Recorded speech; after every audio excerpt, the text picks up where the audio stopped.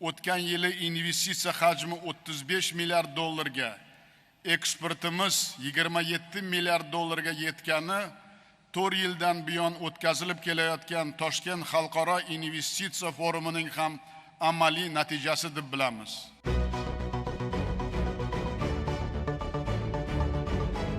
7,500 delegates from around 100 countries came together in Uzbekistan for the Tashkent International Investment Forum. President Shavkat Mirziyoyev welcomed guests amid calls for stronger global cooperation and outlining the country's ambitious reforms across its investment agenda. I think there's a stability economically and politically, and there's a tone at the top that is very welcoming to foreign investment. They want foreign investment. They've said this is how they lift people out of poverty and really grow forth as a emerging strong economy. Pivotal moments around the forum also included a visit by Bulgaria's President Rumen Radev and a first visit to the country by Slovakia's Prime Minister Robert Fico. Uzbekistan and Slovakia elevated their bilateral ties and established a new strategic partnership. As Deputy Prime Minister Denisa Sakova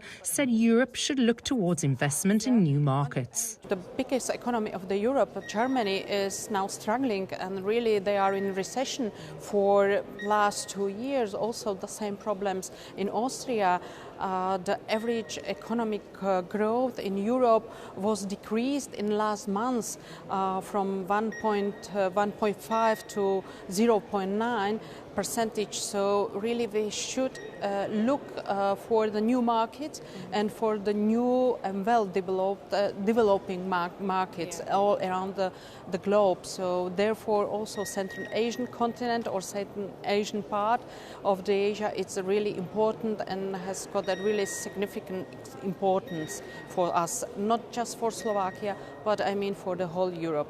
Uzbekistan's gross domestic product has doubled over the past 8 years, and the volume of trade with its neighbours has increased by more than 3.5 times. This fourth edition of the forum was the most successful yet, with more than 26 billion euros of bankable projects across energy, infrastructure, agriculture, mining and digital tech being signed.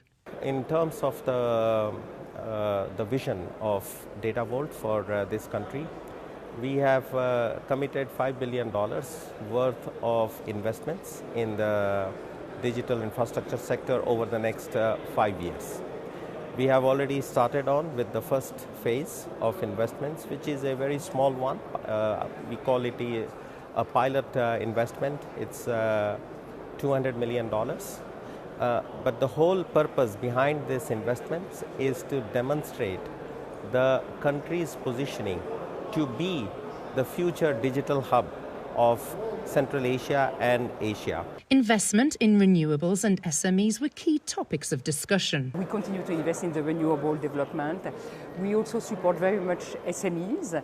70% of our investment in the country are in the private sector, mostly SMEs.